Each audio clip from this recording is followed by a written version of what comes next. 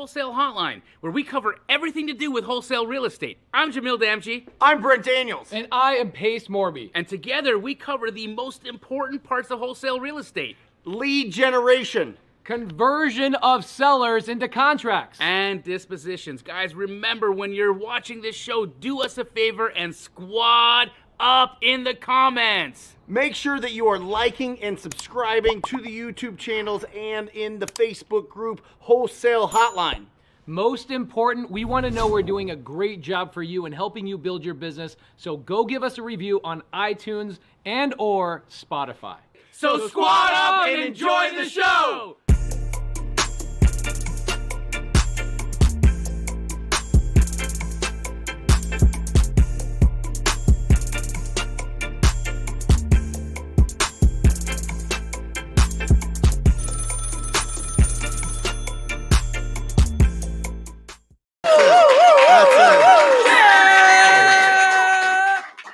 Welcome to Wholesale Hotline number 201. I'm Brent Daniels, Mr. TTP, Mr. Talk to People, and sitting next to me is Pace, sub 2 Morby. Pace, Happy New Year. Happy New Year. Love you, brother. Love you too. Coming on 4 years of doing the show with you. That's right. You know what's cool is we get to see all these amazing people in the crowd that I've done deals with. I got Landon Moore, Ingrid Hernandez. Oh my gosh, I love you guys. I'm so happy to be here for a new year. So much gratitude in my heart. Sadly, we've got an empty chair for a couple of minutes because Jamil Damji is not here today. He's going through physical therapy for his neck. So we've got... About time, by the way. Yes. So we've got a friend of the show today, somebody who does a lot of deals, wholesale, creative. We're going to be bringing him on here. Gino is on his way from Atlanta, Georgia. Awesome. Bro. After the show, what are you going to do? We are going to be giving away a Toyota Prius. What? Can I tell you the history of this Prius for a minute? I would love it. So I was a contractor when I bought this Prius, and I was running my construction company and my wholesale business simultaneously. So I was going to job sites and driving my truck, and then I would stop into a wholesale appointment in between my construction stuff, and I'm like, why am I freaking driving a truck around? This is dumb. So I go get a Prius. Yep. And man alive, this Prius was the greatest thing I've ever driven. Still to this day, I drive a Prius primarily as my main driver. And there's my wife. Good to see my wife right here. I was just telling Brent how challenging it is to have sex when you have 3 kids sleeping in your room. In your room. Anybody in here, parents that had to figure out how to still have sex when you got kids in the room? Oh, when they're at school. Okay, that's when you do it. Okay, hold on. Let me take some notes, Ingrid. All right. So I buy this Prius, and this Prius ends up going everywhere with me. I probably have done 200 to 300 deals out of this Prius. In fact, the dream I had of the community that we've built came from a 16-hour drive in this Prius. And I want to tell you guys that story here in just a second. Scott Garcia, actually, is Scott in here? Where's Scott? Scott Garcia is one. Scott, will you stand up so we can see you in the audience so everybody can see you at home? Scott Garcia is one of the first people I ever did a ride along with in that Prius. And I went and visited one of his projects, and it's just so cool to see how your life has changed, bro. Like at the time you were a wrestling coach, right? Scott, get over here. Get over here for a second, Scott. Get over here. Super proud of you, brother. Come here. Scott Garcia, guys, give it up for this handsome son of a gun. So Scott, at the time when I first met him, he was a high school wrestling coach. And now, how are you doing? How's real estate treated you so far? Oh, it's been pretty awesome. Come on, bro. Give me some more. Come on, man. that is. Come on. Crack it open a little bit. I got a text message from one of my good buddies. His name is Jeff Dumas. A couple of months ago, and he says, "Hey, I had a friend of yours stay at my Airbnb," and we were texting back and forth about you. I'm like, "Oh, that's weird that came up."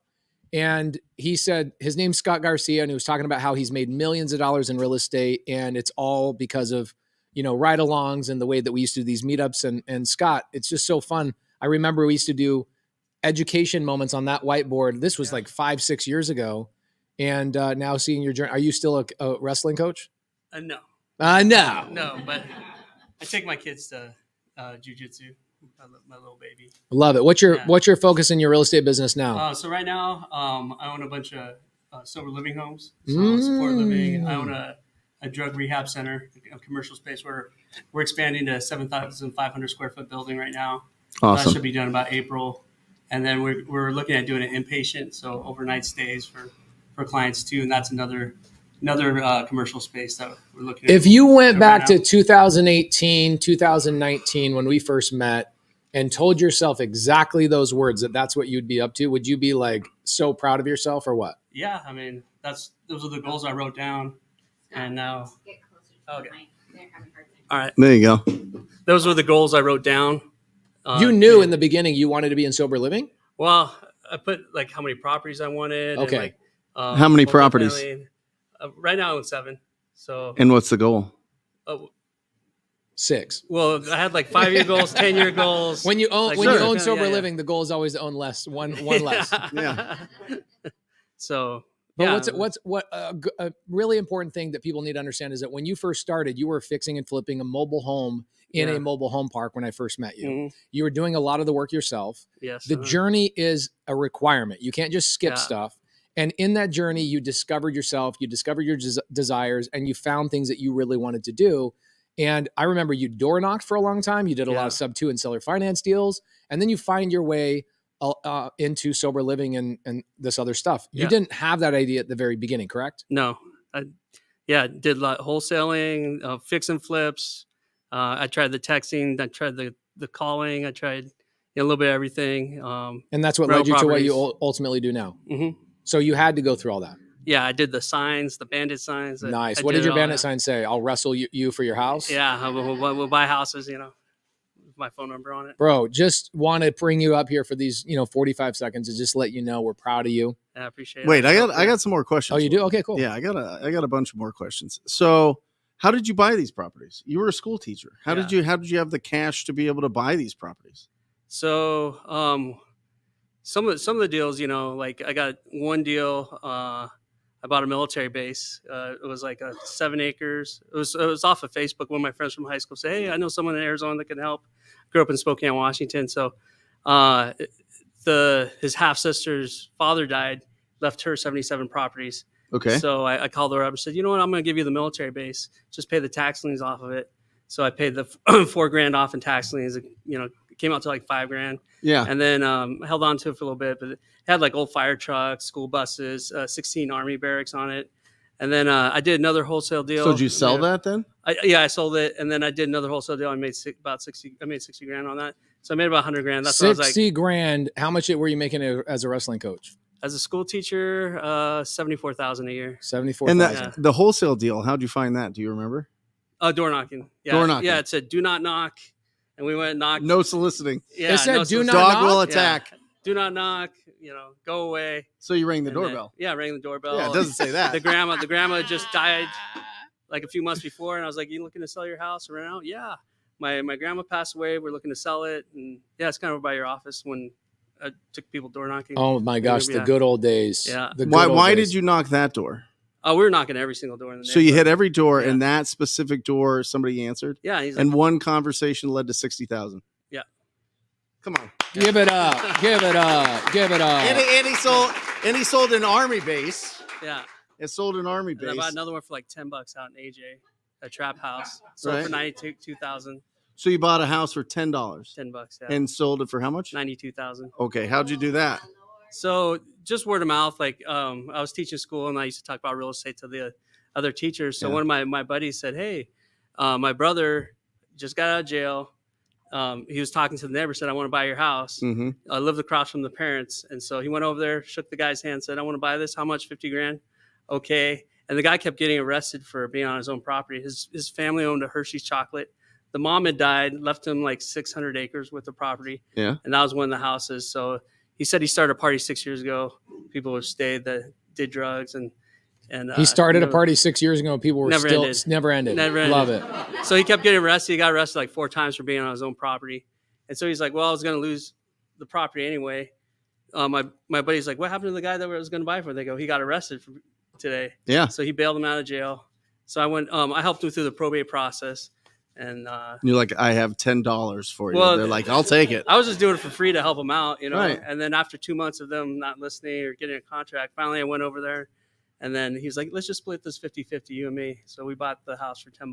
It's amazing. Sold it for $92,000. It's amazing. Wow. I got my real estate license. Give it up for Scott Garcia.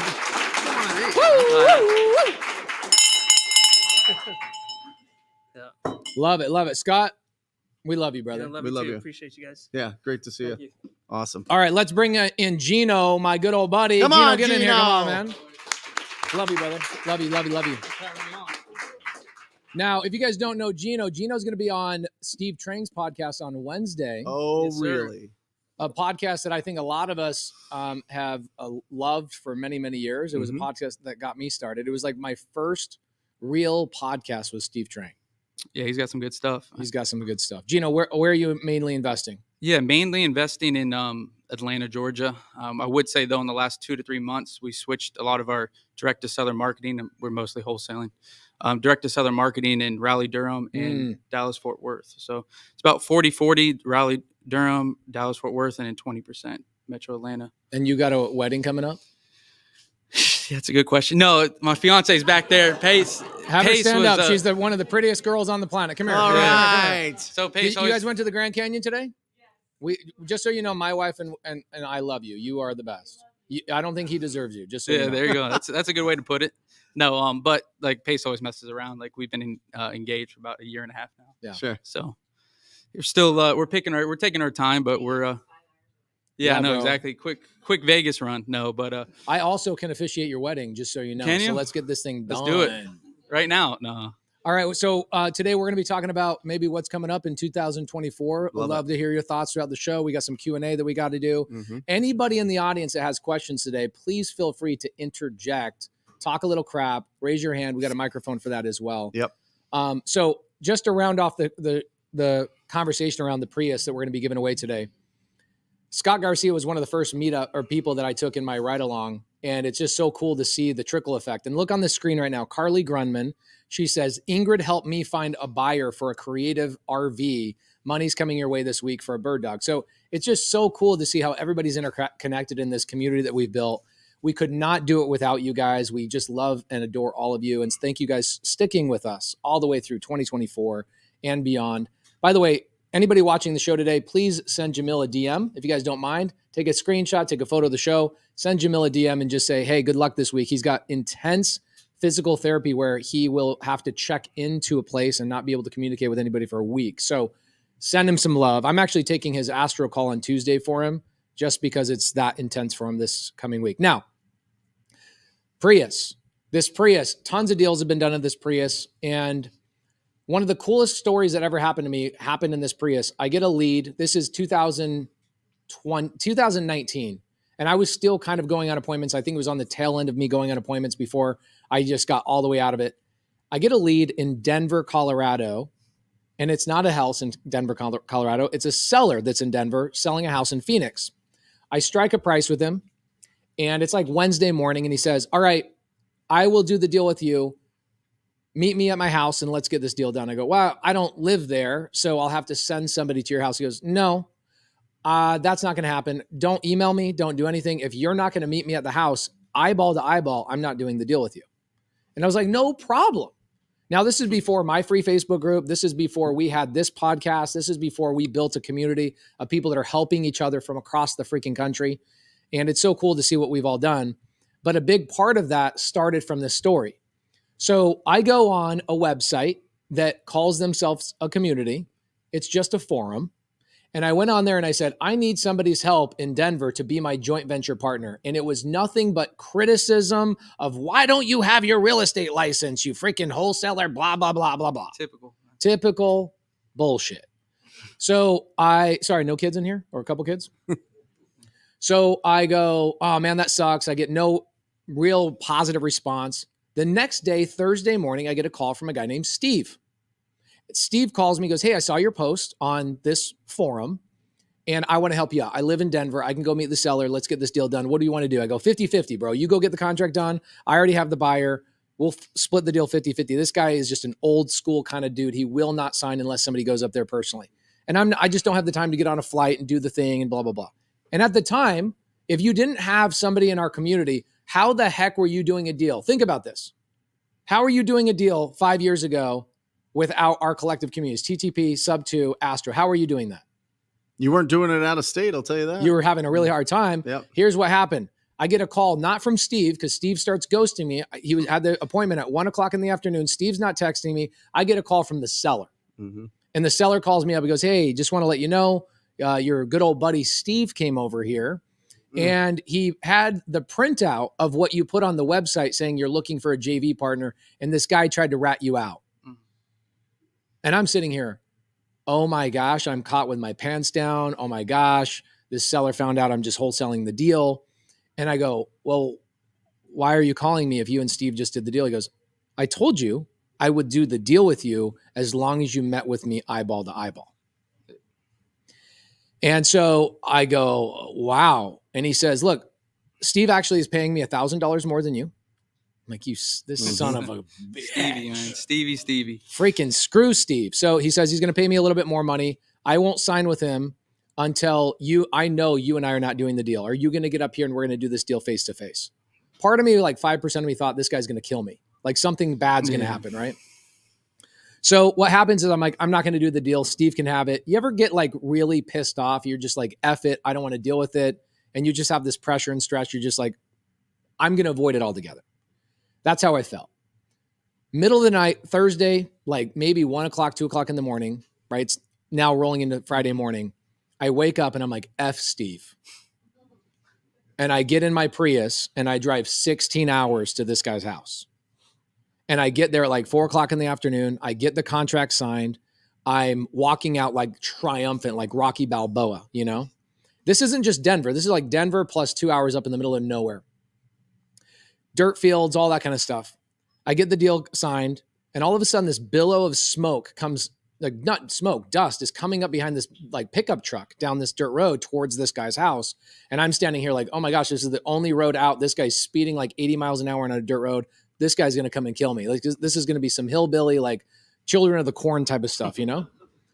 This guy gets out, jumps out of his truck and puts his hand out.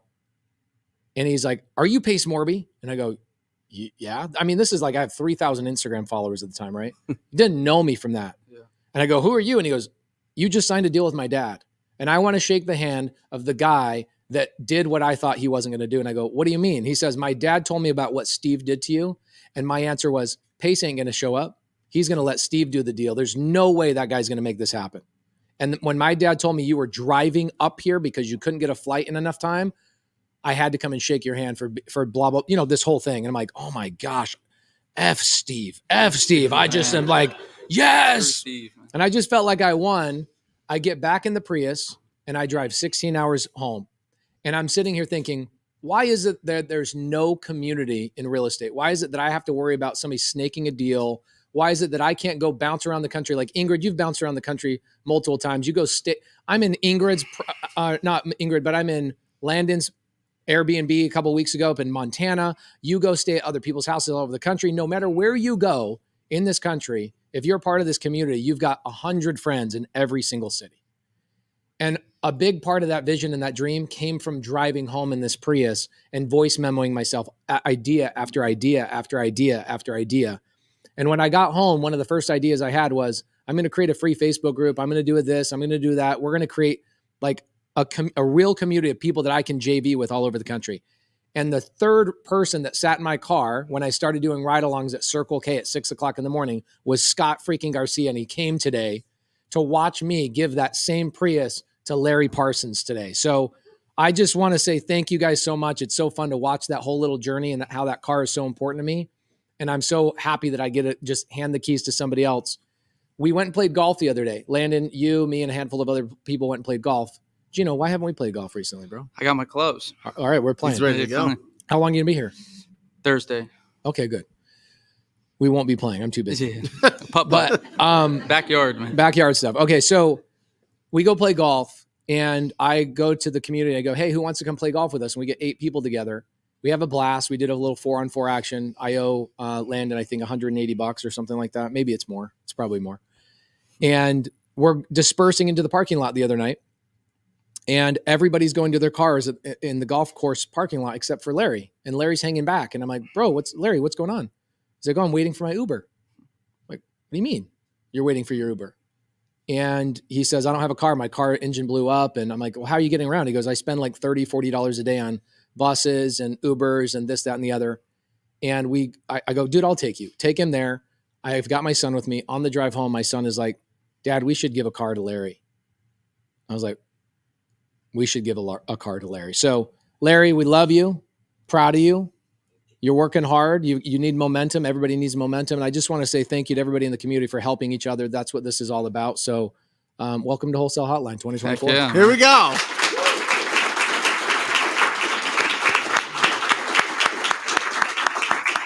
Okay. First question of the new year, Gino and Brent. Yep. Barry says, why does it take up to 1,000 calls just to get the first deal? Is that something that you teach and you talk about? Yeah, I mean, it depends on how you're making those calls, right?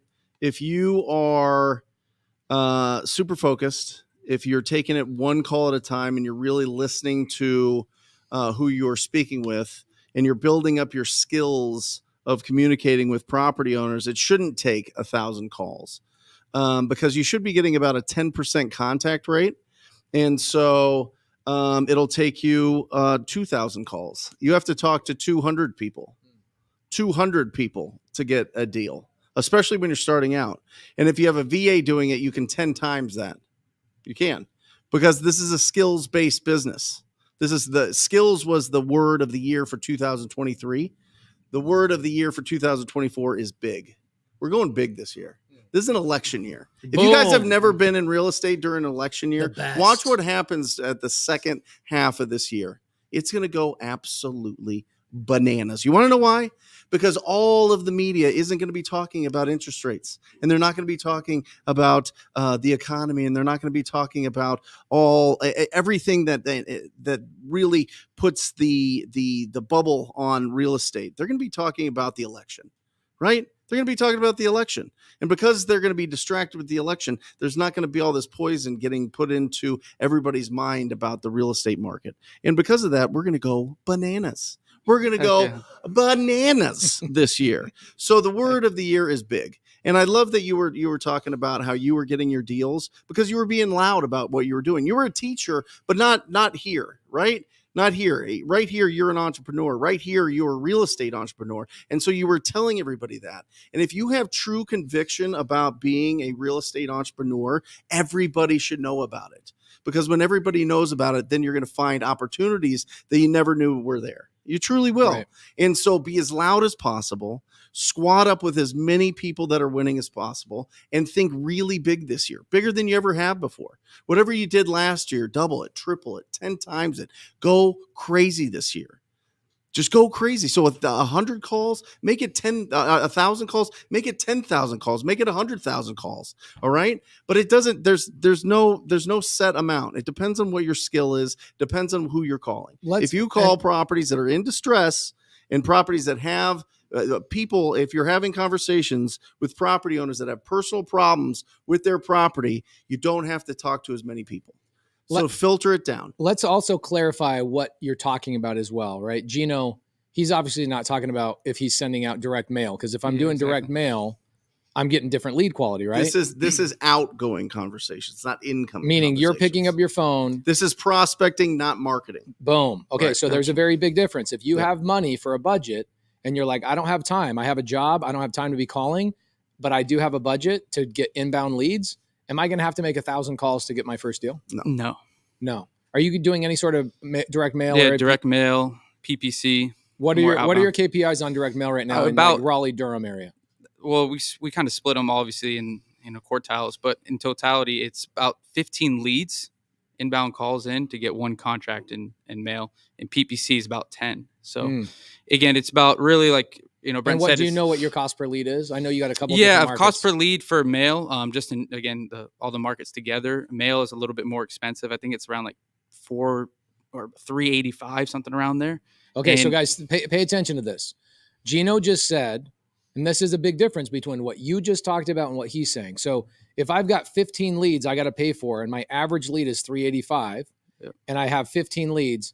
That means my cost per contract is $5,775 per deal. Mm-hmm. So if I'm brand new and I don't have $5,775 to gamble, then you got to go this route. You got three ways to get leads, and that's the start of this whole business.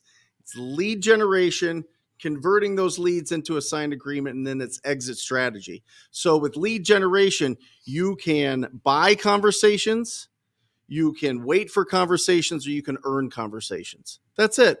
So you can buy them through marketing. You can wait for them by building up a network of people that'll send you referrals, or you can go out and be proactive. If you do not have a budget and you do not have a reputation, you've only got one plan. You got to be loud. Yeah. You got to talk to people every single day about buying houses. That's it. You got to talk to people. That's how you build the momentum. But I will say, and you're a testament to this, all roads lead to marketing. And I think all roads lead to pay-per-click, to be honest. I think all roads lead. And what you mean by that is that pay-per-click. the only way to truly scale a wholesale business long-term is to Yes. have pay-per-click. Yes. In the beginning, you're using multiple lead generation strategies because you're based on budget or maybe time allocation, or maybe your acquisition team is not ready for you to spend a bunch of money on them, whatever it may be. But as you scale, you're going to have to go inbound leads primarily. And listen to this. I did the stats of 2023, all of the deals that we did. Cold calling took 151 days from initial conversation to closing. Cash Remember conversion. that, right? What do you call it? Cash conversion cycle. Perfect. Yeah. Yes. Cash conversion cycle. That's the name of our Texting new was podcast. 120 days. Texting, first time you talk to them to get paid. Pay-per-click was 50 days. 50 days with a lot of them around 30, right? We had some outliers there. And then we did TV this year, and that was 30 days. But marketing is a lot faster, but it's a lot more expensive. Right. And so, one, you have to have your systems in place. You have to be able, how fast do you have to respond Within to a 5 pay-per-click minutes. lead? Within 5 minutes, So A ideally direct 30 mail seconds. lead. Within 5 minutes too. Right. Yeah. Live answers. Live answers. Oh, if they direct call mail. in, If live you miss answers. a freaking call from direct mail, Yeah. oh my, Yeah, shame on you. To clarify, if it's coming in, instant answer. If it's just a form or they When fill my out. wife gave birth to Corbin, it's like You're on 1:00 in the morning. I had a lead come in. I'm taking that lead. You have to. I took that lead. Yeah. It's money. When I was, check this out. I found this business card. By the way, Larry, this business card was in that Toyota Prius. I used to be a home investor, a We Buy Ugly House guy. This is my 6-year-old card. My cost per lead was $1,100 per phone call. Okay, so I'm paying them a broker fee. I'm paying them all sorts of stuff for them to manage my leads. $1,100 a call. Yeah. You got to answer. If you don't answer, and even my wife was like, "Baby's coming out." She's like, "Answer the phone. Yeah, take it, man. We got a baby to pay for." Yeah, exactly. 151 days for a phone call. Interesting. Now, Eric, where you at? Where's my boy Eric? Guys, give it up for my stunt double, Eric. For those of you guys, Matt, will you show us the live audience just real quick? Boom, guys, say what's up, guys. Give us some loud. Look at that beautiful crowd. I love that. So, Eric, you've done a couple of deals recently. You did a deal where you sold me a fourplex, a sub 2 deal. How many calls did it take for you to get that deal under contract? No, you had to call one person. Was it a text message? Okay, it was a DM. So there are other ways to get deals, but you've got to be intermixed and networking inside of the community. Ingrid, have you done deals with people inside the community? Landon? Okay, so there are ways for you guys to network and work with other people. What would that fall underneath? What umbrella would that fall underneath? Being loud? Yeah. That's referrals. Okay, referrals. That's network. That's community. That's your center of influence, as they call it in the realtor world. Okay, so The your COI, sphere. right? Yeah, the Sphere of influence. So you made, I don't know, you did 13, 14 deals last year, right? As a camera dude. What'd you make? Total. Yeah. Total, like between all that. A lot of those were Gator deals. He had like Here, 10, can you 10 Gator throw deals. this to him? Don't get your lime smelling hands all over our thing. Him and I just had a bunch of There we go. tacos. I was gonna say, doesn't he eat a bunch? Oh, he eats I- so much, bro. I would say, I don't know the exact figure, but I would say probably 20, 25 grand 25 grand. total. And how many cold calls did you make? 0. How many direct mail leads did you get? 0. Okay, so that falls under referrals. Yeah. Right? So there are other ways to do this. So the people that are like, I have to make 1,000 phone calls. You don't have to, but if you're trying to build a business and you want to go that way where you actually have built the skill of getting out there, 1,000 calls, I think that is probably very appropriate. There's just three different ways to get leads. What are the What three else ways? are you going to do? Knock doors? Send out some text messages? Maybe. I don't know. But at some point, you're going to have to communicate. Yeah. At some point, you're going to have to communicate. Yeah, I think. Sorry to interrupt, but I think That's I why saw- you're here, Gino. I saw Hermosi say this recently that it takes 4,000 cold calls to become good, not great. Good. Conversations. Yeah, conversations too, right? So I think the majority of people, they try to, when they get in this business, I think where you can become, very well equipped is get on the phone as soon as you can, especially if you're trying to get a deal quickly. Because like I always take your mantra, right? Talk to people. And I think for me, when I first started out, all I did was cold call because that's all. And I was watching a bunch of Brent stuff. Yep. And I look back on it and I see how quickly like I was able to grow in the business because like you said, right now, truthfully, one of our top marketing sources is SMS marketing. But at the end of the day, you got to get them on the phone and talk to them. Sure. Right. So I think it's a very good skill to have and to learn, especially when you're starting out, just trying to talk to as many people as possible every single day, as many as possible. Well, and if you set it up so that you have your list, you have your phone numbers, you put it into a dialing system, and you just press a button, you don't have the opportunity to have creative avoidance. Right? Exactly, yeah. It doesn't sneak in. You're like, oh, well, I got to organize this list and I got to do this and I got to go check the Facebook group and I got to go clean my desk. Maybe, I got to do all these things. You just go Gotta in watch another and you- Hermosi and you push video. a button. Yeah, exactly. That's it. Got to lift. In the beginning, be as dumb as possible. I'm serious. Be as dumb as possible. And I have this conversation with a lot of students throughout the country that are really smart, really intelligent people, and they just can't take action because they're just crippled by too many thoughts going on. And I'm like, stop it. Clear it all out. Just talk to 5 people and ask them if they would consider an offer on their property and see what happens. And then talk to 10 and then 20 and then 50. That's how you start building it up to the point where you have a budget and you have systems and you have talent to be able to take all these incoming leads and convert them into great opportunities. Can we talk a little bit of shit about Jamil's strategy of getting leads? Sure.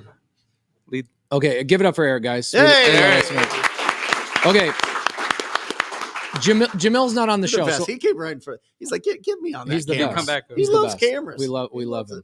Okay, so let's talk about direct to agent versus direct to seller. You're Yes. obviously direct seller, direct to seller. I'm always been direct to seller.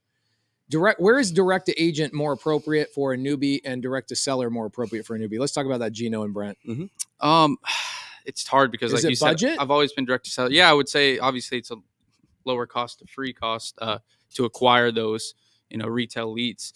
I think it's obviously one way you can get started in the business. I just think like we've been talking about a little bit to scale up and to grow and to become, making it a true long-term business. Again, not to be on Jamil, but, make it like I'm saying, just like a long-term way to keep bringing in leads and you can control it. I mean, that's obviously where you got the retail side of it, or excuse me, you got the direct to seller side of it. So, I mean, I think starting out though, it's very good to build relationships and just talk to people, right? So, I mean, that's a good way to, obviously talk to as many agents as possible because not only do they have sellers that want to sell, they might have buyers in the future. So I'm not, again, by no means denouncing the strategy of talk, direct to agent, but I think in terms of what I've seen and other people and peers that I've talked to, it's just in order to scale a business, I think it goes back to just spending the money on marketing from direct to seller.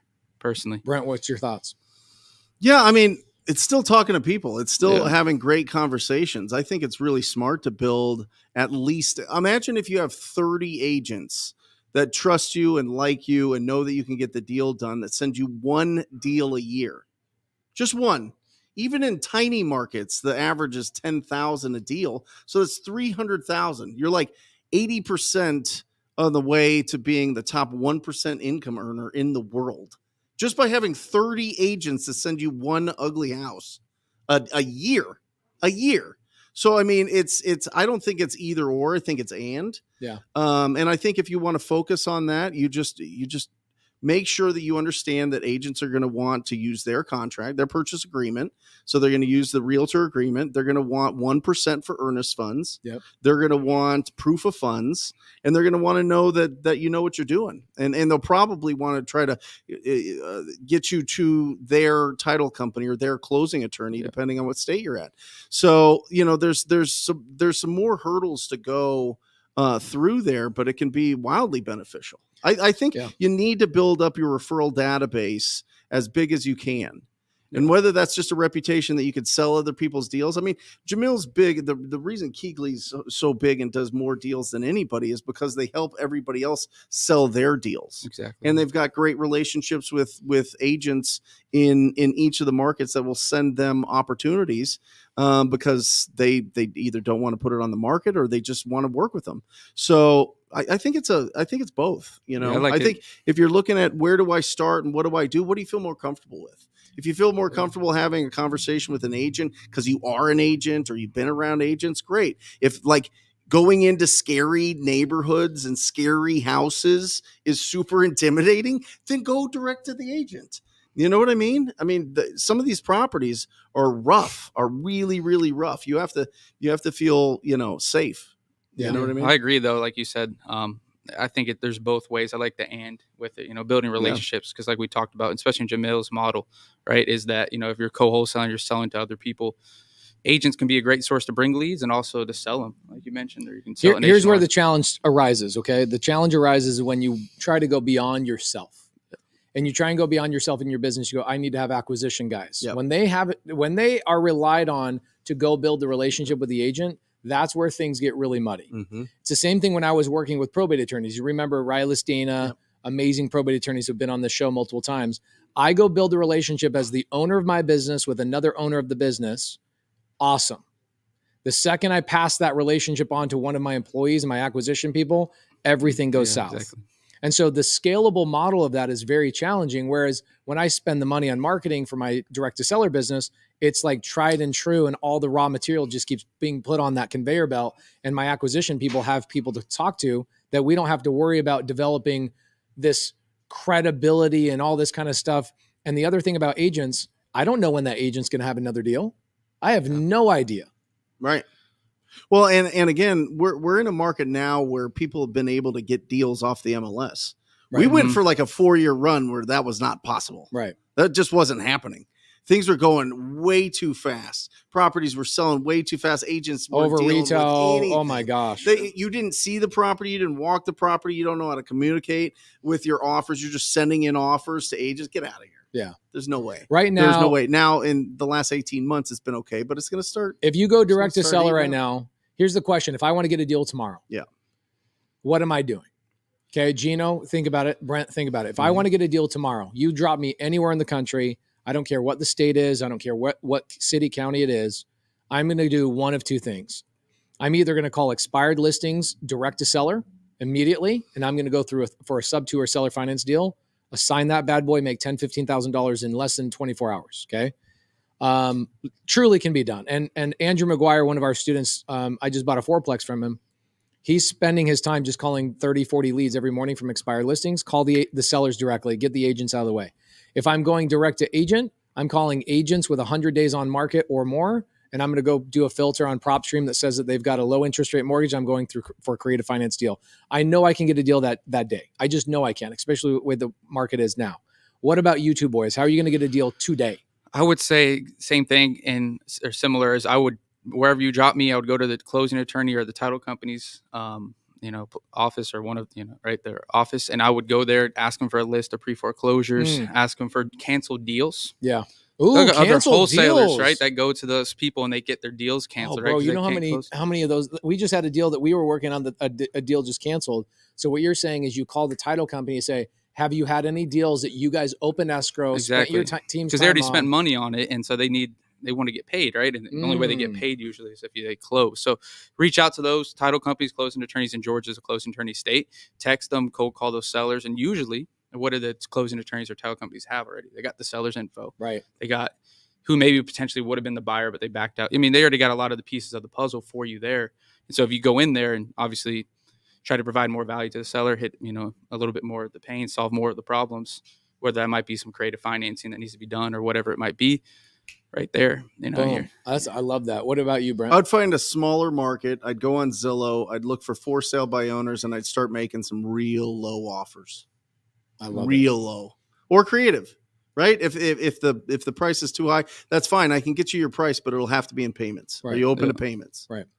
No. Okay, great. Yes. Okay. Here we go. Now, knowing your guys' skills at your skill level, Yeah. we could do that in 24 hours. Somebody that's brand new, having somebody maybe by their side, you think they could get a deal in their first 48 to 72 hours? If they had someone by their side, yes. Okay. And if someone with experience, right? Okay. I believe they could. Love it.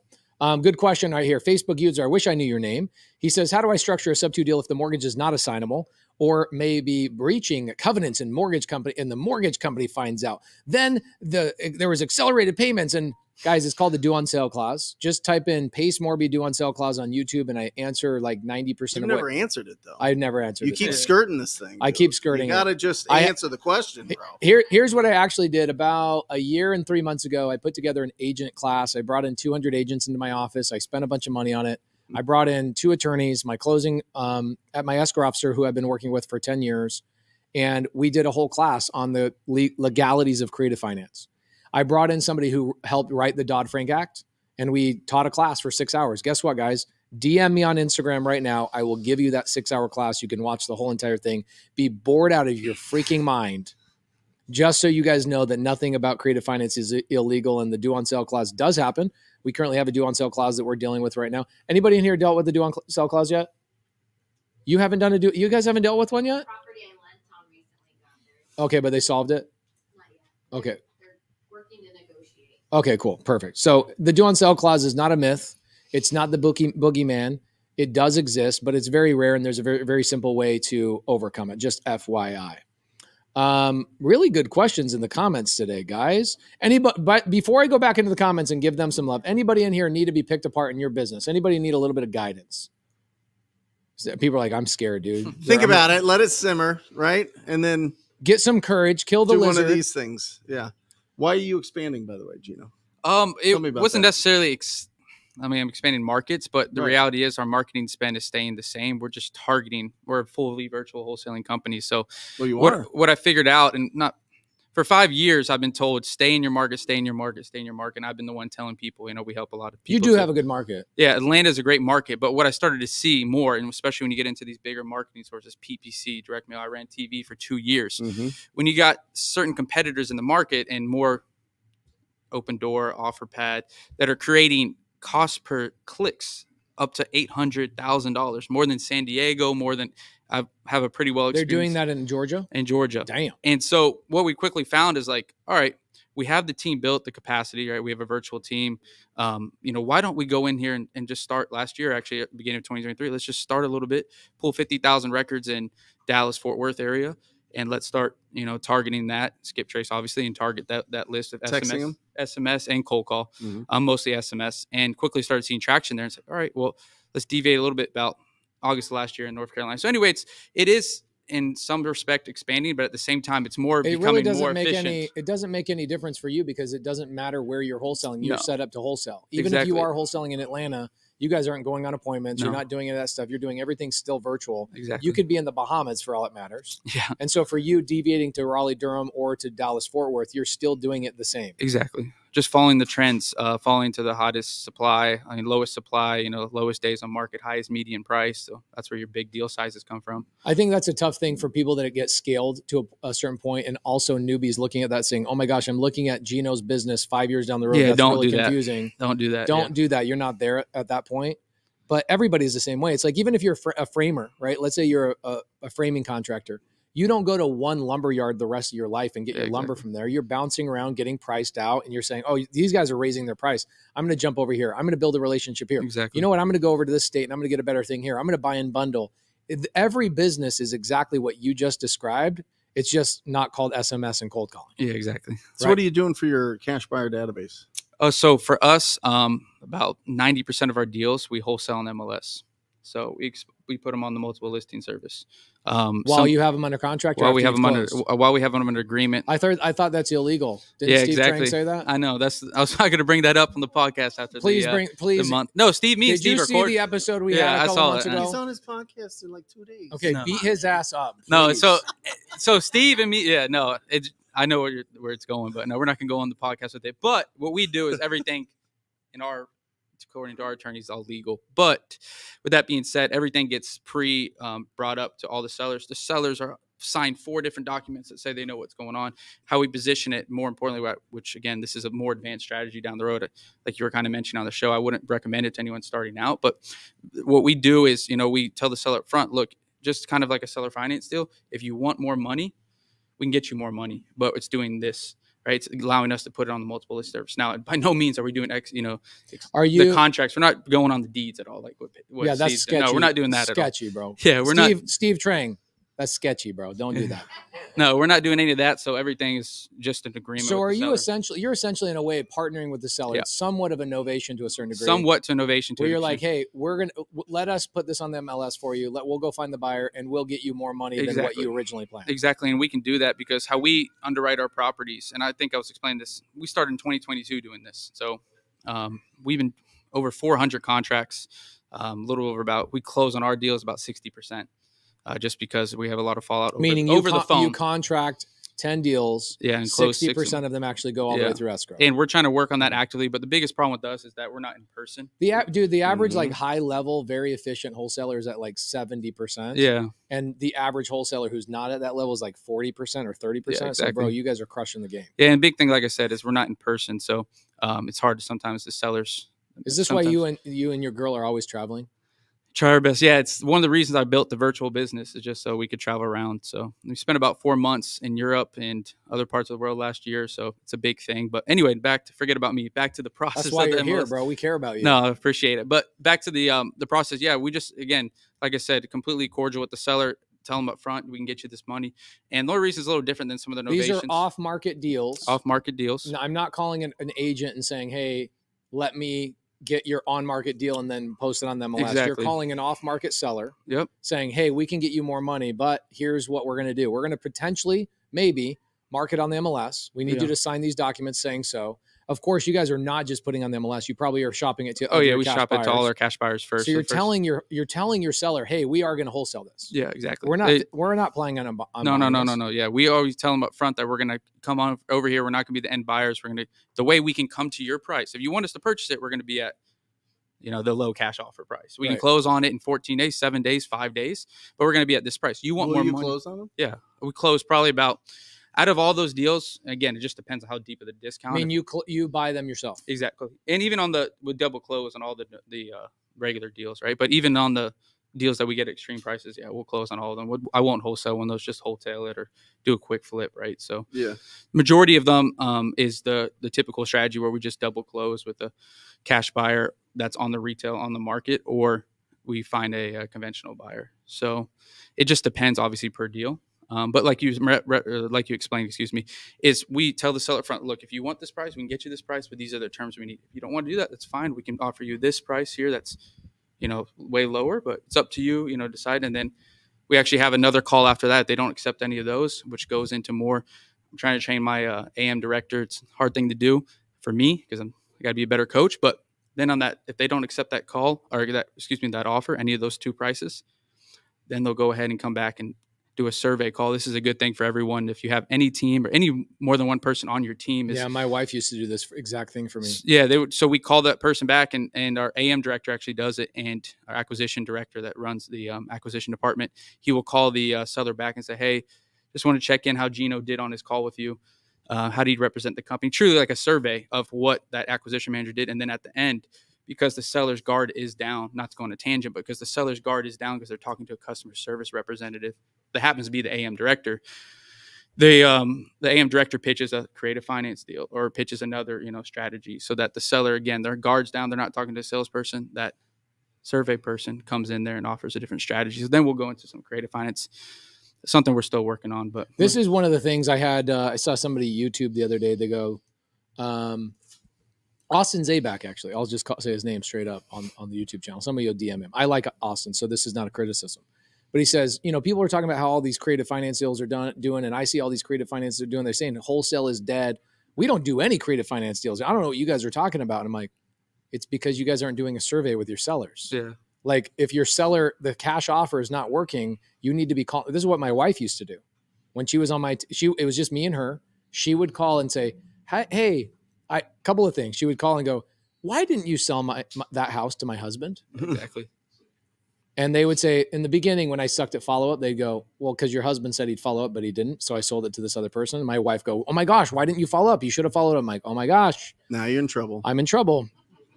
And then she would follow up on the creative finance side and say, well, we do buy houses another way. Did he mention it to you this way? And that's where a lot of our creative finance offers come from, because they do have their guard down. You also do have so much more of the information from the cash offer and what their pain is and all that kind of stuff. So when you come back, it's a completely different team. The biggest challenge I see with big teams like Austin saying we're not doing creative finance deals, it's because you don't have one person dedicated to just creative finance. Where the problem probably on your team is it falls on you because you are good at creative finance, that you're probably the bottleneck, right? I'm 100% the bottleneck. People are like, hey, Gino, can you get on a phone call? You're like, dude, I'm in Italy right now. Yeah, no, for real though. That's really what happens is majority of the time they're like, hey, we got a seller wants this. And then you said it can fall through the cracks pretty easily. So that's one goal for 2024 is just bring someone on the team. If anyone's out there, anywhere virtual, that's Oh, you don't mind virtual? No, it's all virtual. How do they get a hold of you, Gino? On Instagram is probably best. What's the Instagram? It's just my name, Gino Palumba, Palomba. But like I said, virtual if you have sales experience. Are you taking Palumba as your last name? All right, cool. She guessed, man. I would. I'm proud of this guy. I would take it. But no, anyway, like I mentioned, it's just another way we are able to offer more to a seller by going this route. And we found, like I said, the last 2 years, full 2 years, 2022, 2023, being able to do that. But here's a good question. Was that good information, guys, from Gino? Give him a little bit of love. Appreciate it, man. Let's see if they have questions. Because I think, what is uncertain about his process? Seriously, ask.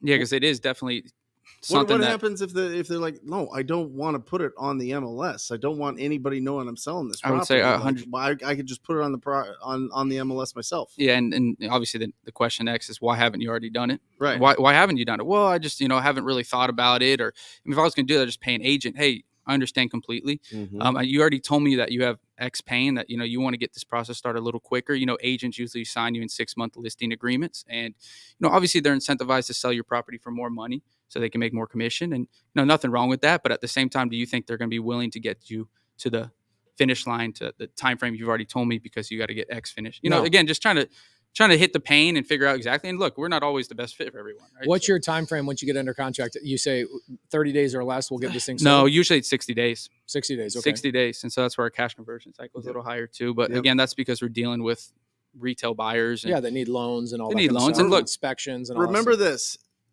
speed, price, convenience. The sellers only get to pick two. All right. Mm-hmm. If they want speed and convenience, then they have to work at your price. We are deal finders. We're not deal creators. Does that make sense? You get rid of the people that want to be on the MLS. You hit them with they're on Hell Island. They want to get to Heaven Island. There's different bridges that they can cross. What are those bridges? Do they understand those bridges? You want to go through all the different bridges. Why not fix it up and keep it yourself? Why not list it with an agent? Why not just stay here for longer? All of these things just pull down all these bridges till there's only one left. Working with us.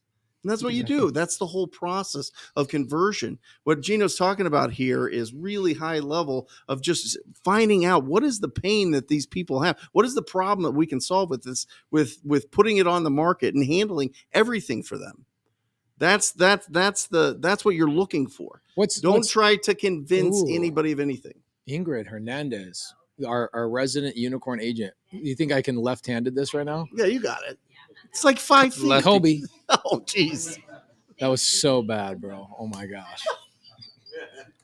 It got there. As part of your process, are you flat fee listing versus just having an on-staff agent? Yeah, good question. What's stopping you from having an on-staff agent? I mean, just personally, just because I have a good buddy that's a broker in Atlanta, or Metro Atlanta, and he actually services Dallas and Raleigh Durham too. So I just pay him a flat fee per month. It's actually like a subscription fee. And I just pay him a flat fee and list as many properties as I want through him as a broker. Gino, why haven't you come into the sub-2 community and told us this? I need to do it. I got to do a better job. Okay. It's my fault. Right after you guys get married, we're going to get this done, okay? Get there first. Having a flat fee subscription. Exactly. With wholesalers who might need expired listings and or specific searches that I can make available to them. That's genius. Exactly. Okay, cool. Awesome. Thank you. HernandezData.com. Ayo. Ayo. So what are you paying the buyer's agent? you'd still What are pay you the paying then? 3%. You know, the 3% is typical in our market for the buyer's agent, Okay. right? Because usually 6% you pay your or listing agent 3%. At least in Georgia, right? Maybe you guys know something different, but in Georgia, it's usually you pay your listing agent 3%, buyer's agent 3%. So But still, you should he pay the tries to listing sell agent. it to his cash buyers first. yeah. though. First, Yeah, I try to Sure, send it sure. out, and because there's Well, significant. I've got two on the market like this, and I'm giving the buyer's agent only a flat fee of $2,000. yeah, Oh, you can do no, that too. But the no. buyer's is probably it not working? Huh? I mean, if it's working, then do it. But in this well, market, this is the first two that I'm trying, so that's what I'm getting trying to get nibbles some on the feedback. on the thing. Are they biting? Yeah, I am getting Okay. some bites. Where is it Oh, then located? there Is you it go. over here? PA in Florida. Oh, PA. Gotcha. Yeah, no, I what's mean, the just price point? It's at 75%. No, I mean, what's the actual list price? Oh, 235. Yeah, it's pretty low. People in PA and Florida can live on $2,000. They're fine. Yeah. maybe I don't know about Florida, but You don't even need teeth to live in PA. no, I mean, I would say you want to incentivize the buyer's agents as much as possible, especially like you said in this market. Why are you only doing $2,000? Well, I really did. It was just an idea from somebody else in sub 2 to do this, and so I was just exactly. So I thought I would try it and see about it. So It's tough. The 'cause listing agents- agent is getting 1%. The buyer's agent is getting 2,000 flat fee. I say listing agents deserve nothing and buyer's agents deserve 3%. Yeah. Right? I mean, buyer's agents really do actually work much harder than listing agents. Let's be honest. And they're the ones that are like, when you're the buyer's agent, you're the therapist to the buyer. You're the one. The buyer's agent's the one who actually sells the buyer on that house and coaches them through that transaction. The listing agent is like hanging out doing nothing. Doing absolutely nothing. Yeah. One listing agent can list 200 houses. Right. Good luck Yeah, showing sure. 200 houses as a buyer's agent. Yeah. Right. I mean, if you sell them at 2,000, that's dope. But if you don't, I'd say raise that fee. Right. Yeah. Yeah. So I'm going to be calling you. Yeah, I would for sure do. We got a good question. I think we jump on. This is an interesting thing. A lot of people don't understand they don't understand auctions and foreclosures. So let's talk about this. Gino, I'm going to give you a layup on this one. Okay. Mm-hmm. Can you wholesale a property with an auction date set for next month? Yes. I heard it's illegal to wholesale a foreclosure. I think there's a difference of conversation here, just so you know. Mm-hmm. They're actually asking two different questions. I have a seller in that situation, but once I get a hold of them, what do I do? So they're actually, in their mind, they're thinking they're asking the same question, but they're actually talking about two different terminologies. They're talking about a pre-foreclosure and somebody who's already been foreclosed on. What's the answer? Pre-foreclosure, if they haven't got to the auction date, the bank has taken over. Yeah, 100% you can wholesale the deal. But like you said, if a bank's already owned it by now and it's not illegal, but how are you going to wholesale it? Yeah, how are you going to do it through the bank or through the auction site? I don't know how you would do that. Maybe the guy's next to you, but why wouldn't he bid it? So yeah, no, like you mentioned, if it's already been foreclosed on, the bank already has it, you're out of luck. But again, if the auction date hasn't come yet, yes, you can. Of course you can. Yeah, the big thing there, Nathan, is that you need to postpone the auction. That's what you need a transaction coordinator for, or somebody who knows what the heck they're doing. You have an auction, it's coming up. You need to kick it down the road 30 days, do a postponement, and try and find a buyer. The buyer comes in and pays off the house before that auction date. There's nothing illegal about selling your own house before it's been foreclosed on. I think there might be a little bit of cross-pollination between foreclosure and short sale. With short sales, you can't just wholesale. You can't assign that. They're going to prevent that. And so maybe that's where the lines are getting crossed there, Nathan. But Nathan needs to hang out with us more. Yeah. Because he's getting a lot of bad information. Because that's the second question that was just like, what? You know what I mean? Yeah. So hang out with us more, Nathan. We'll make sure you're on the right path. Yeah, foreclosures are, it's interesting because we'll talk about foreclosures as an umbrella, assuming I'm never talking about an actual foreclosure. I don't ever. It's pre-foreclosure. But I don't ever communicate and say, hey guys, let's call pre-foreclosures. I just say, let's call foreclosures. Right. And I think that overall terminology gets people confused. Yeah. We will never call a house that's already been foreclosed on. That is no longer, it's not called a foreclosure. It's called an REO, real estate owned by the bank. The bank now owns that. It's gone. The seller doesn't own it. You're done. There's no opportunity for you to go buy that house unless it's a sheriff auction and you go back and there's a redemption period. Yeah. That's a whole nother rabbit hole down for another day. Yeah. Carlos says, what do you think about driving for dollars, Brent? It's my first 20 deals. That's it. Started with a beat up car, driving around with plastic on my back window because hail. Remember the hailstorm of 2010 my gosh, or whatever? What kind of car was bananas. It was a Lexus, like a sand colored Lexus. Yes, there it is. But it was it was from 2000. It was a 2000 ES 300, and the back windows got blasted out by these big hail by hail because I didn't have any money for covered parking.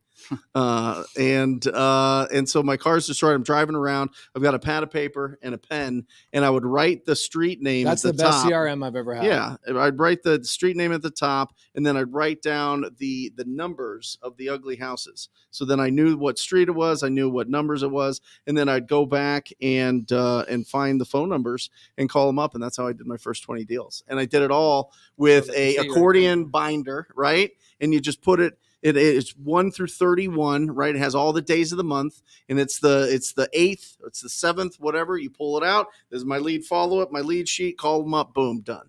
I think the biggest I made $1 million that way. What? Yeah. $1 million, my first $1 million. Right there. I did not put any of my leads inside of a computer. Did you buy a new car? Yes, I did. Okay. I bought a Prius. You did? I did. Yes! I really did. Yes. Yeah. Driving for dollars. The biggest misconception I get with driving for dollars is that they think it is a lead generation tool. Right. It's not. It is a list building tool. Right. It's building a list because once I get the list, Brent, what do I have to do? You have to call them.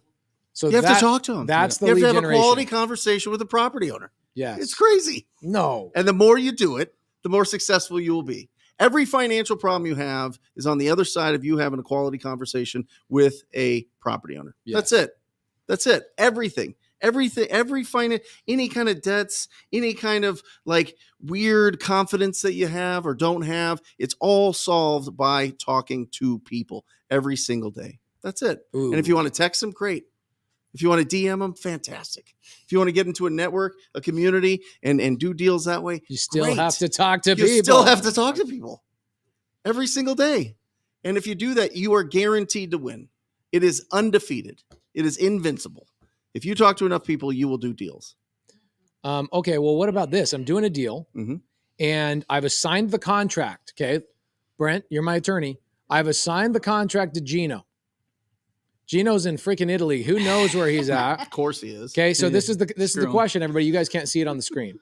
Can you? No? Okay. The question is, if you assigned a contract to an end buyer, and this person keeps delaying closing because he's in Italy, can you, as the wholesaler, terminate the contract? Can I terminate the contract because you haven't closed escrow? Attorney, what do you say? It depends. Oh, of course. That's the answer. That's what every attorney will say that Well, for every it question that you'll depends. answer. That it depends. That's a classic. But if it's in your assignment agreement, sure. Okay, here's a couple of things that you do. If I have a wholesaler that's not closing on the deal, because if you haven't closed on the deal and you keep kicking the can down the road, Do you have verbiage in your assignment agreement? Yes. Right. Here's the thing. If I assign a deal to you and you don't close on time, here's how I legally cancel the contract if you are ghosting me. How do I do it? I can't just go, all right, I'm going to go sell to somebody else. That's not how this works. I have to cure.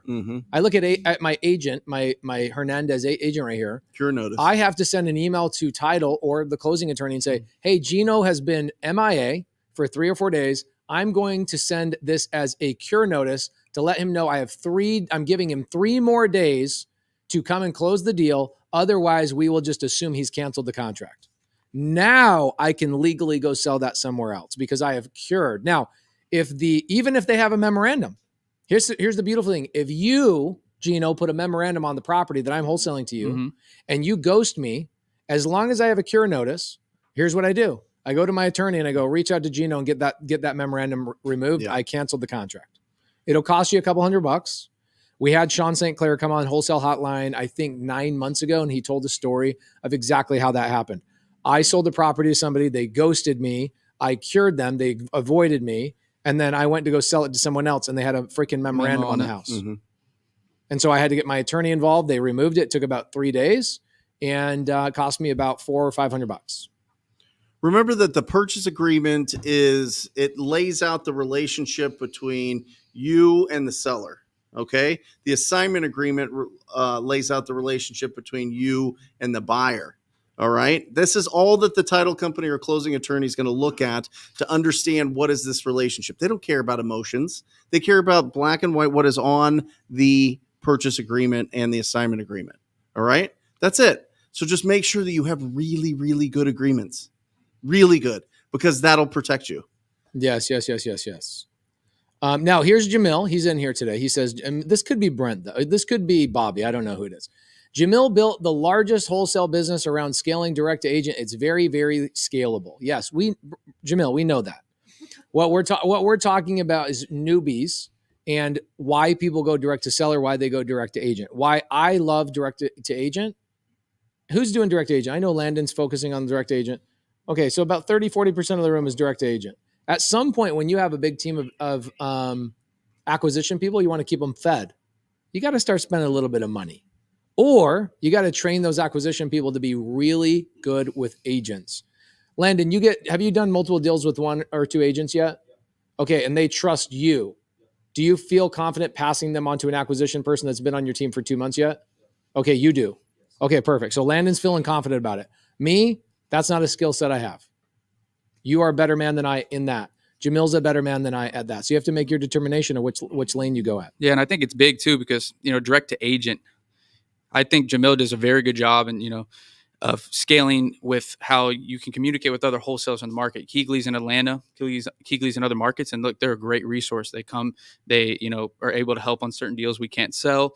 And they're very good at building connections, which is a big thing, talking to people in our city. Mm-hmm. So I think it's very, very, they're doing a very good job of it. And, props to Jamil for that. 110 markets he's in. Exactly. He sold my first 100 deals.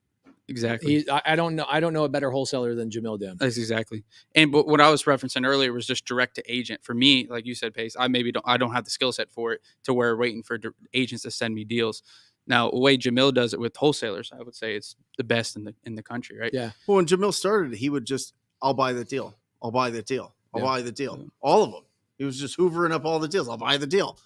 He didn't buy the deal. No. I mean, he would if he had to, but he was just wholesaling it. He had the best cash buyer database. There you go. So remember, it's lead generation, conversion, and then exit strategy. There's only 3 exit strategies. You buy and hold, you buy and flip, or you assign your rights to whatever agreement that you have. That's it. So if you're not able to assign that deal, you need to find somebody who you can go to help you assign that deal to a cash buyer. You don't get paid. Okay, so boys, what are we doing when a seller ghosts us? Because that's never happened, right? You've never had a seller just completely ghost you. I wish. Many times. What do we do, Gino? What do we do, Brent? Usually what I do too is I have a cure period in my agreement as well for the seller. But more importantly, what we try to do is first trying to, as much as possible, communicate, text. Knock their door, maybe. Knock their door, go right to their door, like you said. Contact family on Facebook, contact them on Facebook. Try to, before we get any legal action involved, then you obviously got a demand letter that gets sent out. We use Brian Locker that works with Sean. He's so great. Yeah, so great attorney name. Yeah, Brian Locker. Yeah, no. I think you change your name to Brian Locker when you become an attorney. I think so. More, it's a given. And same thing with like St. Clair, Sean St. Clair. Yeah, he feels trouble then. Pace St. Morby. Yeah, there you go. That'd be cool. Attorney at law. There you go. But more importantly, like I said, just trying to communicate and like we're saying in this example, if they ghost, then we file a notice of interest or memorandum on the property, but follow that up with multiple steps of trying to get a demand letter going as well. And then eventually, if it's a big enough deal, 40, I was talking to Brian about this actually the other week. I think he said about anything from 40 up, then you can start going after meaning that list you pendants. have an assignment fee of $40,000. $40,000 or more, then go for the list pendants and try to file the lawsuit to. So Brian has for performance. Brian has been my litigator here in Phoenix probably 7 times.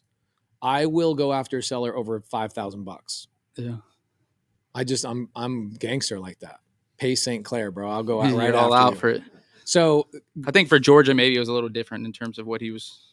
Yeah. And also when I first started out, here's the first time I had this happen. It was a little bit different than a seller ghosting me. What it was I had a deal under contract.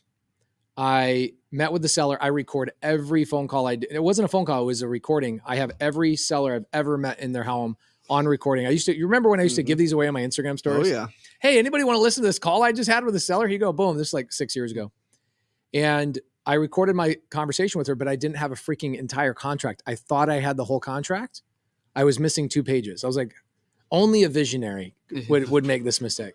So my wife goes back, Laura, shout out to my wife, Laura. She goes back to the appointment, records the conversation with the seller, gets the contract signed. We open escrow. We take it to John. Okay. You know, John. Title company, John? No. The guy who screwed me $1 million. Oh, yeah. Okay, yeah I take it to yeah. John. I go, hey, John, will you sell this deal for me? And I'm making like $80,000 on the deal. And John had an agreement with me. He's like, flat fee, every time I dispo a deal for you, I'll only make $5,000 bucks. Mhm.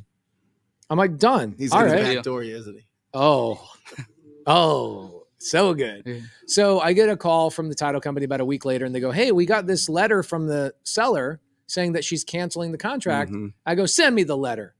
It's the most eloquent letter a drug addict has ever written in their Yeah, lives. exactly. I'm telling you. And I'm reading this letter, and my wife is like, that is not from, I think her name was April. It's no way. That is no way from April. It's from Voldemort. Yes. And what ended up happening is I go, all right, Brian, what do I do? Brian's like, I don't know, how much are you making? I go, $80,000. He goes, we're Let's suing go. for specific performance. So what happens is you go from a memorandum to a lis pendens. A lis pendens means a pending lawsuit, like you mentioned. I have 100 days from the day a lis pendens is filed. It costs about $1,200 until I actually have to file a lawsuit. So I'm hoping that 100 days presses really hard on that seller's psyche, right? Yeah. Like, oh my gosh, I got served a pending lawsuit. And it worked. Here's what ended up happening. The lady just said straight up, like, yeah, this guy, John, just came and knocked on my door. He showed me your contract and said, hey, I know who signed your contract. I can pay you $5,000 more, and I'll write the letter to cancel the contract for you.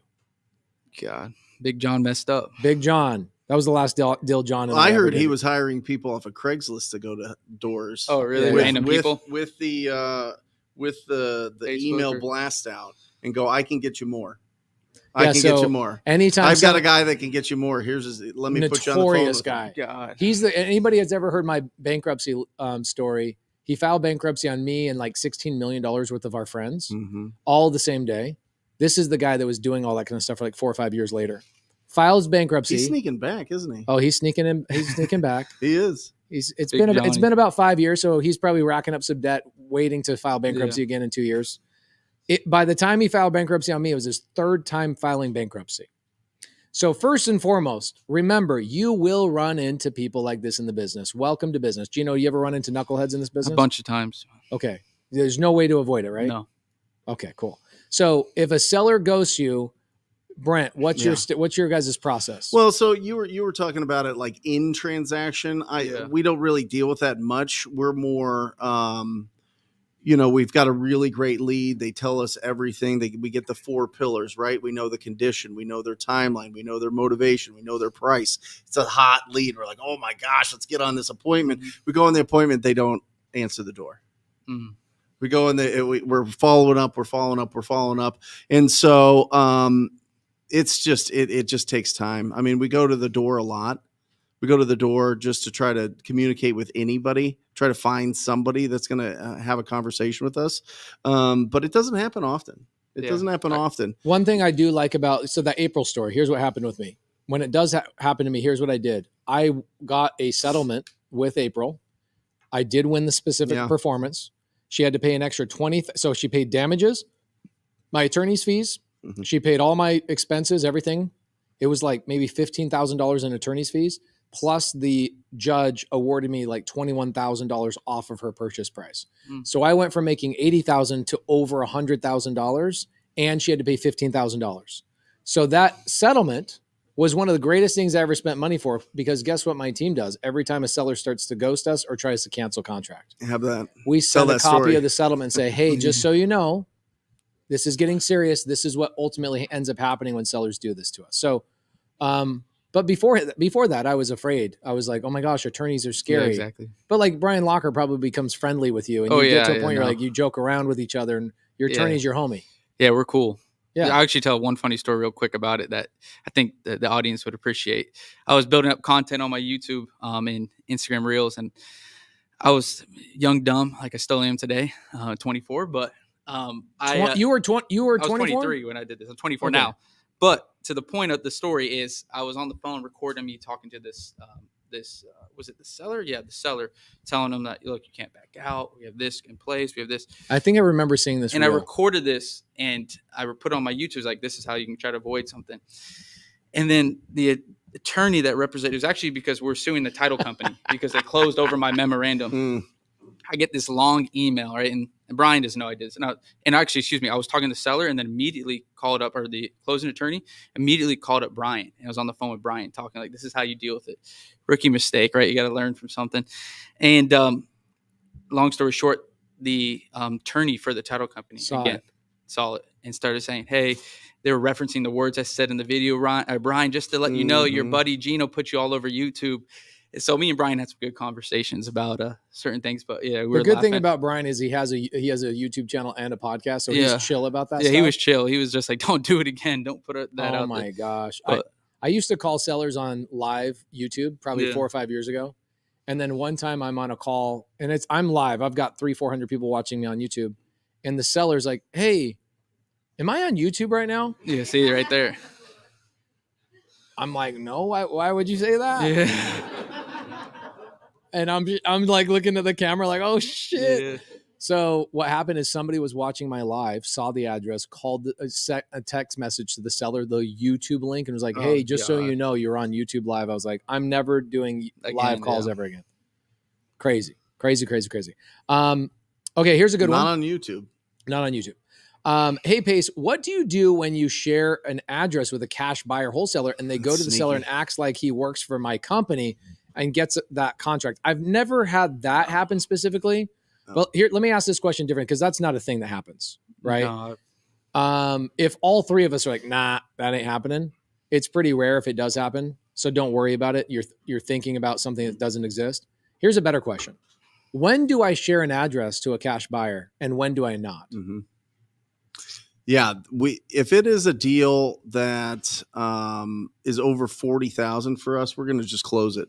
We get ownership right away, close it with our own funds, and get on title. I don't want anything screwing up the deal, because we've put out deals before, and sometimes it's not even people backdooring you. Sometimes it's like the seller's cousin is an agent that's on our list, and they're like, "Wait, isn't that your fourplex? What's going on?" You know what I mean? And that's happened before. We've lost a few times because of that. And so if it's a smoking deal, I'm going to just close it right away. And I would highly suggest that you do it. Just find somebody that's a great hard money lender in your area and just get it closed. Just get it closed, get it done, and then put it out to everybody. And then you can't get backdoored. And that's something that we had to learn, because when it was getting real dicey, when it was getting really tight in the second half of 22, we saw the knives come out. We saw the snakes just slither out, and they were just desperate. And I think most of them are gone now. I think that they're just out of the business. But if you got a really big deal, I would close on it as quick as you can. Find some way to close it. Get private money, talk to your family, friends, whatever. Just get it closed, get on title, and then sell that deal. Scott W. says, I haven't been to Wholesale Hotline in a minute. I forgot how good it is. Thank you for taking the time to do it. We missed you, Scott. No problem. Scotty. 4 years of our Monday evenings. Okay. Usually Monday night used to be taco night for me. I had to give up all my tacos just for you guys, just so you know. You had tacos before you got here. I know. I know. Sun wasn't down yet. Yeah. Okay, here's a good one. Talking about judgments. Freddie Pavita says, talking about judgments, I got one against a squatter. How would you go about collecting? First and foremost, I'm not getting a judgment against a squatter. No. I would not have wasted my time in the first place. You can't squeeze blood from a turnip. Yeah. I'm not going to go and sue somebody that doesn't have any money, right? Yeah.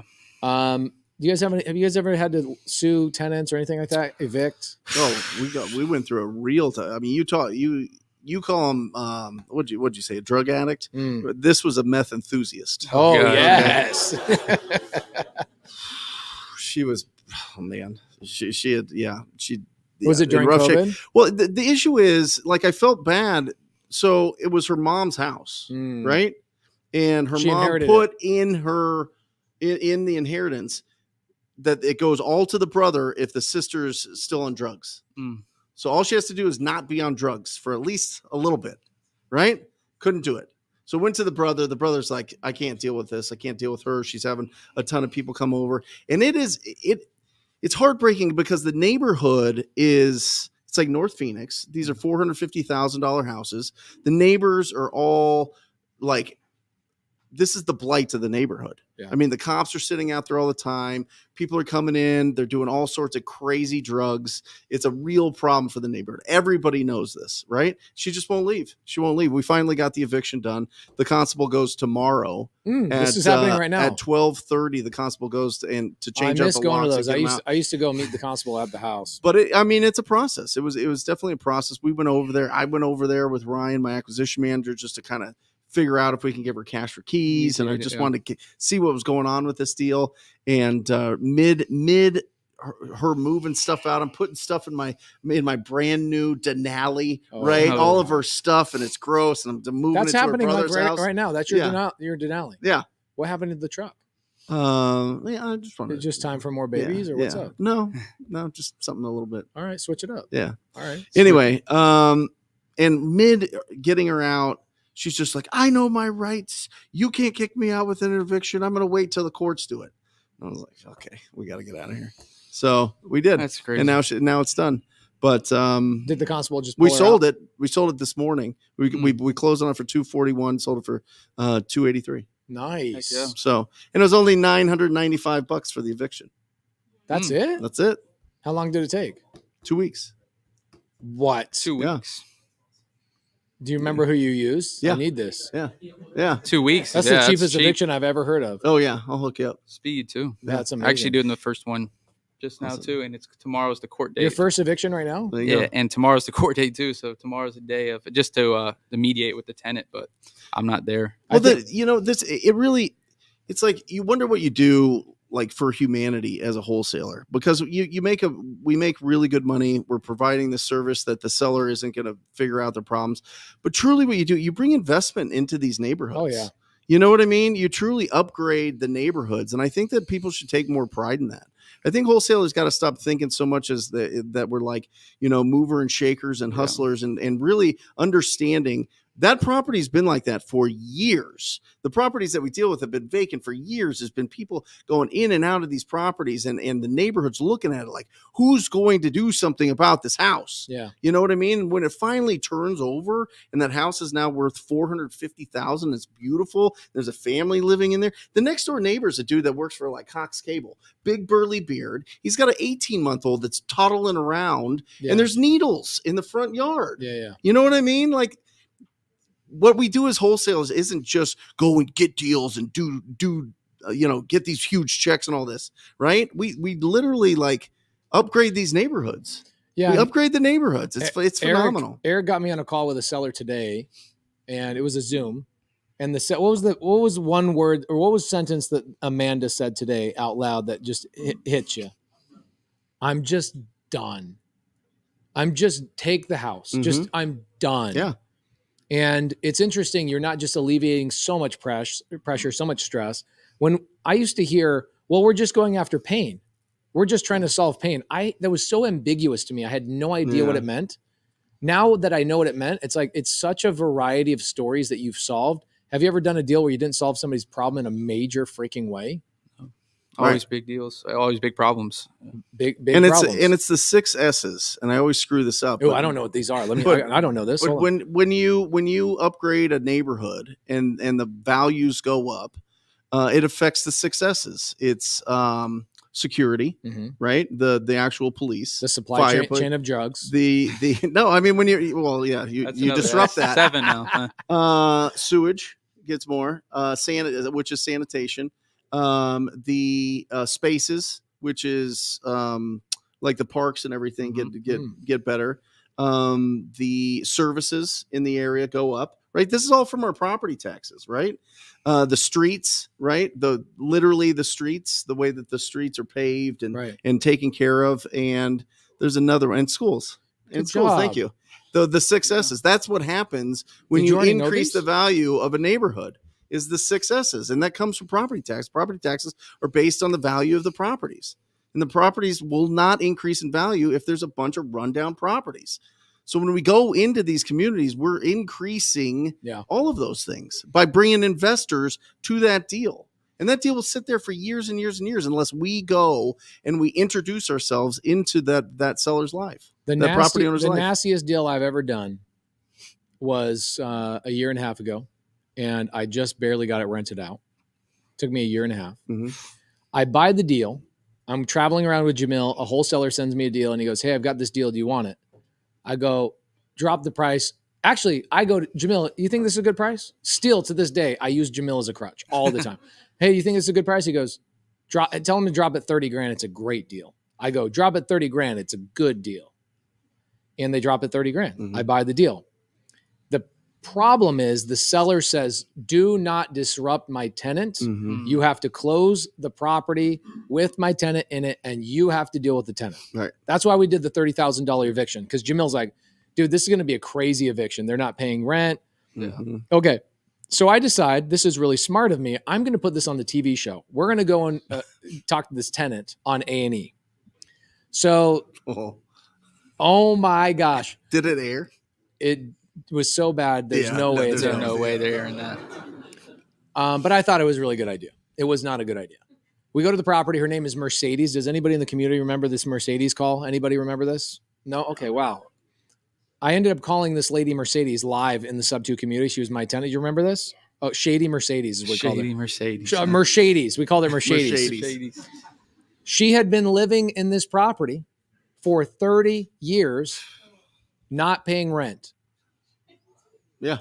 Not paying rent. Finally, the landlord is like, I am so done with this. I'm about to die. I just want to sell the property and just be done and give the money away. I go and I talk to the tenant. I go, hey, my name is Pace. Here's the deed. I now own it. I just want to let you know I'm probably going to do some cash for keys for you. She's like, yeah, right. I own this property. I've been living here for 30 years. I have this, that, and the other. I have all these rights. Adverse possession. And adverse possession. Mm-hmm. Had to get an attorney involved. It was not fun. She claimed all sorts of things. It took about 13 months. And when my contractors went over there, it was like 14 dumpsters. It was crazy. And there were homeless people running an OnlyFans account in the backyard. I'm not lying. I'm not exaggerating. He saw the video. All you need is a phone. All you need is a phone, guys. It's content. Content's content, you know? They're getting loud. You got to get loud. You got to tell people what you do, you know? So, the market for everything. It was so Barely. bad. The whole neighborhood, it was homeless people like all around there that were all going over there and doing nefarious crap. And the lady next door, she came over after we renovated the property. We turned it into a pad split. So now there's 7 residents living there, just all, renting by the room. And she came over and she said, hey, I have a daughter. And we were trying to move out of the neighborhood for the last year because of how bad this house was. And we just want to say thank you for cleaning this up. And I go, no problem. That's what I do.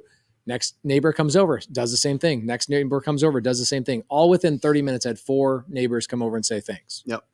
Yeah. It's now, incredible. it sucks. Sometimes this business can suck. Yeah. And that property now makes $1,500 a month, which is nice. But you will deal with this kind of crap. You'll deal with all sorts of things. You'll deal with shady people. But has anybody been in business where you don't deal with shady people and you make a ton of money? Anybody? No? The biggest deal we did last year was a divorced couple. Ooh. And she had 6 months to, she got the property, but the loan was in his name. She had 6 months to get the loan out of his name, either sell the property or refinance. She didn't make any payments for 11 years. So her ex-husband made payments at the house that was hers, that he was on a loan for 10 years. And then was like, you know what, this is, I'm going to just let it foreclose. And so we were after like, 10 years of payments. So we go, hey, listen, this dude. Hey, we'll help you out. We'll hook you up with an attorney. You go and see if you can get. And he got the property back in his name, and sold it to us for what he owed, which was nothing, right? But we had to deal with his. Wow. The ex-wife. You had to get her out. Oh yeah, living there rent free for 10 oh years. Yeah, it was rough. I gotta go because I gotta go no to problem. You speak take off. at Azria. So you guys take do off. your thing. We'll wrap it up. Okay, you're the best. Hey, love you, brother. Happy New Year. Love you. Happy new baby. Thank you. Yeah. We're working. Thank you, guys. We're working on the next one already. Okay. So, guys, we've got like 1 more minute left. Anybody got anything for Gino? Gino, you got anything for me today? keep inspiring, keep helping the community. I see a bunch of your stuff, keep doing it. I'm looking at it. It's motivating me, your daily plans. When's the first baby coming, bro? Come on. To be determined. I'm going to treat you like one of my Mormon friends. It's like, get married, Go start quick. having babies. Let's go. Let's go. Quick, go quick. When you're Mormon, here's what happens. Everybody asks you, when do you get baptized? When you're 8. Then when you're 18, what do people start asking you? Well, I guess if you're Mormon, I'm not Mormon. When are you going on your mission? And then when you come home from your mission, day 1, what do they ask you? When are you getting married? Then the second you get married, what are they asking you? Kids. You have a kid. What's the first thing they ask you after you have your first kid? Next one. What's the next one? And it never stops, just so you know. Okay. My parents are already like, when's number 5 happening? I'm like, we're done. We got 4. We're good. We are good. We're good. Guys, thank you so much for tuning in and coming live. Does anybody want to hand this key over to Larry Parsons, this nice little Prius? Anybody want to do that? Okay. You're the guy. There you go. Wholesale Hotline. I got a question. Yes. Larry. One of your pullovers. Oh yeah. I'll get you one of them. I'll send it to you. Yes, sir. Where can they pick one up? Well, I don't have it for sale. It's just the companies, but my Instagram is Gino, Gino, Palumba, Palomba. But yeah, I'll send you one. I got a couple left. So you're going to be on Steve Trang on Wednesday? On Wednesday, yes, sir. Going to be live? I don't know if Steve's doing it nowadays, but yeah, I don't think Steve knows what he's doing nowadays. I got to give him that little Stevie. jab. All right, guys. Wholesale Hotline. We are out. See you guys next week. Peace. Or just say squat up. So squat up and enjoy the show. Yeah. Yeah. Okay. 1, 2, 3. So squat up and enjoy the show. What are you doing? I didn't say nothing. Why? I don't know. Okay. So squat up and enjoy the show. Cool. I think we should use the one where Jamil doesn't say anything.